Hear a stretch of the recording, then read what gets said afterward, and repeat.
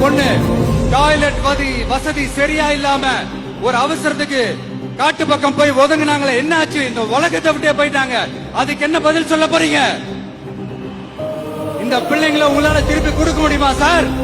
வணக்கம் CM sir. அது எப்படி டிஎம்கே ஆட்சியில் தூத்துக்குடி மாவட்டம் விளாத்திக்குளத்தில் நடந்த அந்த பாலியல் சம்பவத்துக்கு மட்டும்தான் தொண்டை நரம்பு தெரிக்கிற அளவுக்கு, தூத்துக்குடியே அதிர்ற அளவுக்கு குரல் கொடுப்பீங்களா? 13 நாள் தான் இருக்கு நீங்க ஆட்சி பொறுப்பேற்று. நூற்றுக்கணக்கான குற்றச்சம்பவங்கள் நடந்துருச்சு.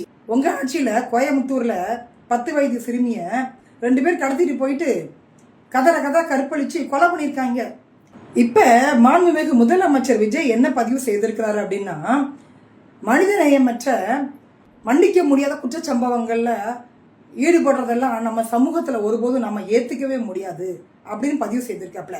அது என்னமோ தெரியல, டிஎம்கே அண்ணா டிஎம்கே எல்லாம் வெத்தலை பார்க்க வச்சு கூப்பிட்டாங்க போல தெரியுது. எங்க பெண்களை வந்து பாலியல் பலாத்காரம் பண்ணுங்கன்னு கூப்பிட்ட மாதிரி இப்ப மாண்புமிகு முதலமைச்சர் விஜய் அவர்கள் வந்து இந்த சம்பவத்துல நாங்க ஏத்துக்க முடியாதுன்னு சொன்னாங்களாம்.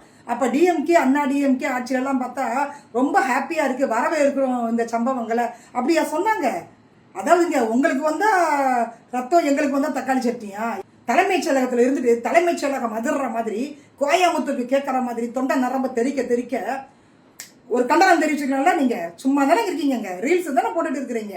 அப்ப இதை கூட ஒரு ரீல்ஸா நீங்க போட்டுக்கலாம்ல. டிஎம்கே ஆட்சியில் நடந்த அந்த பாலியல் சம்பவத்துக்கு சிஎம் தான் பொறுப்பு அப்படின்னா, இங்க நடந்த இந்த பாலியல் சம்பவத்துக்கு நீங்க தான் பொறுப்பு. உங்களால திருப்பி கொடுக்க முடியுமா? முன்னாள் முதலமைச்சர் ஸ்டாலினால திருப்பி கொடுக்க முடியாது, உங்களால திருப்பி கொடுக்க முடியுமா?